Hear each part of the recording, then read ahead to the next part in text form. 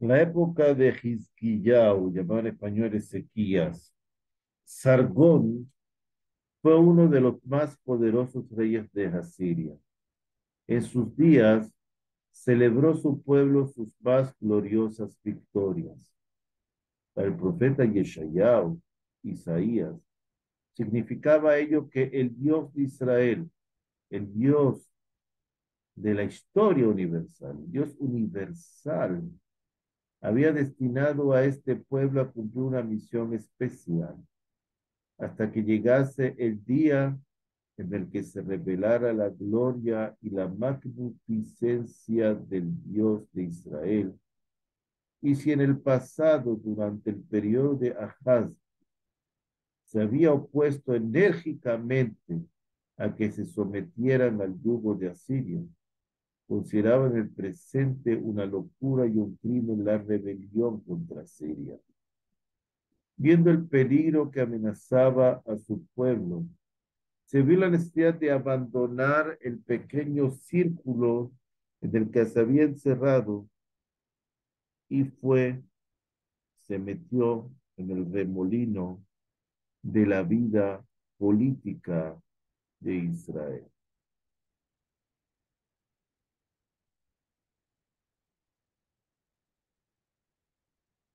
El rey Hizquiyao era de carácter débil y por lo tanto fácil de influenciar.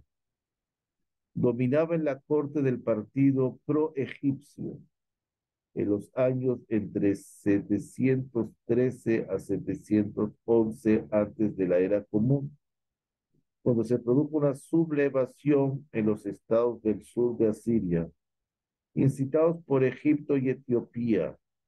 Yehudá también pensó en unirse a ellos para tomar parte en la contienda.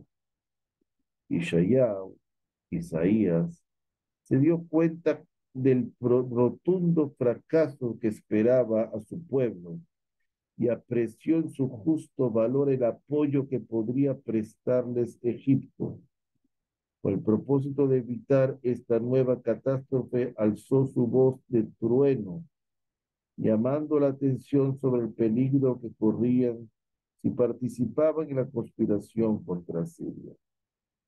Y así dijo: así llevará el rey de Asiria la cautividad de Egipto y la transmigración de Etiopía y de jóvenes y de viejos desnudos y descalzos. Esta vez consiguió el profeta que Hizquiyau el rey no tomara parte en la conflagración contra Siria, salvando así a Jerusalén de una destrucción segura, como ocurrió sí en la ciudad de Ashdod. Tras la muerte de Sargón en el año 705, el imperio asirio sintió temblar sus bases. Todos los pueblos dominados por este imperio creyeron que había llegado el momento oportuno para romper las cadenas de su esclavitud. Un movimiento de rebeldía abarcó a todos los estados, desde Eilam hasta Damasco, y de Tiro hasta Egipto. Yehudá, que ansiaba reconquistar su libertad, no solamente se dejó arrastrar por la corriente, sino que se puso a la cabeza de este movimiento. A Jerusalén llegaron delegados de todos los países confabulados para decidir en común acuerdo cómo llevar a cabo la guerra contra el enemigo opresor. El pueblo manifestó su entusiasmo desbordante de que Jerusalén parecía un mar agitado. Este torbellino, Yeshayá, Isaías, salió y con su voz implora al pueblo no dejarse llevar por esta corriente peligrosa. Dice: con tranquilidad y calmas ustedes se van a salvar.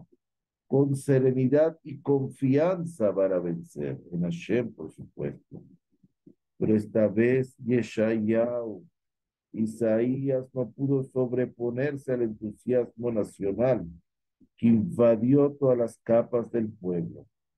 Los dirigentes políticos hicieron caso omiso a las advertencias de este profeta, pactando una alianza con Egipto, pese a caracterizarse este país por su política traicionera, capaz de prometer y aún prestar su ayuda a los estados cuya ayuda necesitaba para luego abandonarlos a su suerte.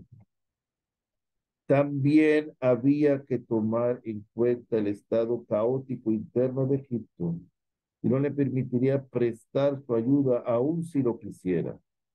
Fue así como el pueblo hebreo abandonó a su Dios, a Hashem, la única fuente de salvación, depositando su esperanza en los hombres. Profeta Yeshayá, ante este estado de cosas, se lamenta con los términos siguientes. Ay de los que van a buscar ayuda en Egipto y confían en caballos y no confían en el Santo de Israel y no se dirigen a Hashem. La oposición de Isaías a la política egipcia tenía un fundamento político lógico. Egipto no era entonces más que un botón de caña frágil. La posición fundamental del profeta frente a los acontecimientos fue esencialmente religiosa y no política. Egipto no podrá salvar a Yehudá, únicamente será Dios quien lo puede salvar. Como dice, los egipcios hombres son y no Dios, y sus caballos carne y no espíritu. Dios extiende su mano, cae el ayudador y el ayudado. Esta es su idea fundamental sobre la historia universal. La lucha entre la carne y el espíritu. Si la salvación llega por intermedio de Egipto, es la carne que triunfa, mientras que el Dios de Israel es el Dios del espíritu. El drama de la guerra universal no tiene otro objeto que el de demostrar el triunfo del espíritu sobre la carne. Pero los dirigentes políticos no pueden comprenderlo. Se apoyan únicamente en lo material. Se dirigen al trío del templo, ofrecen sacrificio, comen y beben, organizan reuniones festivas. Están seguros que el triunfo de sus planes, Egipto está en condiciones de asegurarles la independencia, dicen ellos. Y es aquí gozo y alegría, matando vacas y degollando ovejas, comiendo carne y bebiendo vino. Eso eran los políticos, yendo a la sinagoga, yendo al templo, rezando, pero no confían en Dios, confían en sus planes. El profeta ve en estos momentos la terrible catástrofe que se aproxima, debido a la incapacidad de sus dirigentes, y se sienten profundamente doloridos. Deja sentir esta amarga palabras. Déjenme llorar amargamente, dice Isaías. No insistan en consolarme sobre la ruina de mi pueblo. Yeshayá no se detiene esta vez a criticar la injusticia que se comete con los indefensos y desheredados, sino que se indigna con los dirigentes causantes de la inevitable catástrofe que se aproxima. Sin embargo, los príncipes que dirigen la política no hacen más que burlarse de la profecía y lo tildan de soñador. ¿A quién va a enseñar esta sabiduría? ¿A quién hará entender doctrina? ¿A destetados de leche? ¿A los separados de los pechos de las madres? Mas el profeta les contesta haciéndoles frente a sus manifestaciones de desprecio. Ahora pues no se van a burlar, porque exterminio y ruina viene sobre toda la tierra. Y en el momento de la gran crisis, cuando se produzca el choque directo entre el imperio mundial asirio, el imperio de la carne, con el imperio mundial de Dios de Israel, el imperio del espíritu, cuando alzará su mano sobre el monte de Sión, entonces el Dios de Israel se presentará con truenos y terremotos, con tempestad y llamadas de fuego. Asiria no es sino el azote de la ira del Dios de Israel, para que castigue a los pueblos corrompidos, pese a que se cree el dueño del mundo. atribuyendo su poderío a Ashur, su dios nacional, y considerando al Dios de Israel como uno de los tantos dioses que venció. Es por esto que el auténtico Dios, únicamente Hashem, el universal, infligirá el castigo que merece. Los pueblos harán estrépito, a manera de aguas agitadas. Será reprendido y huirá lejos, será ahuyentado como el tamo de los montes delante del viento, y como el polvo delante del torbellino. La profecía se cumplió íntegramente. Los ejércitos de Sanherib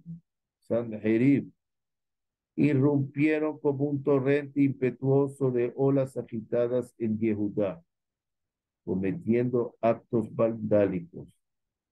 Hizquiyao esperó en vano que Egipto viniera en su ayuda, reconociendo recién entonces que se había equivocado en su plan político, contra el cual había luchado Yeshaya desesperadamente. En esta situación apremiante, Hizquiyao se vio obligado a someterse a Sanjerib, a quien le envió cantidades fabulosas de plata y oro, cuyas presiones y rehenes. De esta forma, el orgullo de Hizquiyao se vio humillado. Pero Sanjerib exigió más, exigía que se le abrieran incondicionalmente las puertas de la ciudad de Jerusalén y expresó que se proponía también poner fin al estado de Yehudá y llevar al pueblo al exilio. Hizquiyao, en estado de desesperación y sintiéndose perdido, se hubiese rendido a las exigencias del conquistador asirio. Pero surge nuevamente la palabra del profeta Yeshaya, que clama contra el arrogante y terrible enemigo. Te menosprecia y hace de ti escarnio la Virgen hija de Sion. Meneó su cabeza tras de ti, la hija de Jerusalén, a quien injuriaste y a quien blasfemaste. ¿Contra quién alzaste tu voz y levantaste tus ojos en alto? Contra el Santo de Israel, Akadosh Baruj Hu. Las palabras de Yeshaya elevaron el espíritu de Hizquiyao, y respondió con una negativa a las pretensiones de Sanjerib. De improviso sucedió algo que obligó a Sanjerib a regresar a su país. Desde la misma noche salió el ángel de Hashem e hirió en el campamento de los asirios 185,000, y como se levantaron por la mañana aquí los cuerpos de los muertos. De esta forma se salvó Yehudá, evadiendo la suerte que experimentó Samaria 21 años antes. La intervención del profeta Yeshaya, Isaías, salvó no solamente a su pueblo, pero también a todo el mundo. De lo contrario, hubiera desaparecido Yehudá y Jerusalén, y con ellas la doctrina profética, la Torá, y la creencia en un solo Dios. La profecía que llegó a su punto culminante con Yeshaya constituyó la fuerza vital que influyó en la suerte del pueblo y su existencia espiritual. Es gracias a ella que el estado de Yehudá pudo existir 100 años más. En el curso de este periodo, la doctrina profética pudo arraigarse profundamente en el alma del pueblo, al grado de poder supervivir espiritualmente, no sobrevivir, sino supervivir, después de haber perdido su autonomía política. Dotado de esta fuerza vital, ya no quiso, o mejor dicho, ya no podía asimilarse a los caldeos victoriosos. En estas condiciones, el pueblo de los profetas podía volver a su patria, a Israel, y desarrollar nuevamente su propia cultura, el Yahadut, el judaísmo. No ocurrió lo mismo con el estado de Efraín, que fue arrancado brutalmente de su territorio antes de que recibiera las enseñanzas proféticas, las enseñanzas de los ideales eternos de justicia y de amor social. El único bien que poseía este estado era el suelo al que estaba estrechamente ligado, mas expulsado de su territorio, dejó de existir como pueblo, quedando disperso entre las naciones, entre cuya población se asimiló, sin dejarse en alguno. Y aun los que permanecieron en el país no pudieron conservar su carácter nacional ante la continua afluencia de los elementos extranjeros que el rey de Asiria trajo a Samaria. De esta fusión se formó un pueblo mixto, los samaritanos, los Sedoquim. Esta fue la gran obra del profeta, este gigante de espíritu que salvó a su pueblo no solamente la destrucción política temporaria, sino de su desaparición completa en el concierto de los pueblos. Sin la obra decisiva de Yeshayahu, Isaías, no quedaría semblanza del pueblo de Israel, ni de su cultura, ni de sus profetas. En el mejor de los casos, serviría de materia de estudio para los arqueólogos, sus estudios e investigaciones sobre los pueblos antiguos, haz de Shalom. Por eso, Am Israel, hay de callar.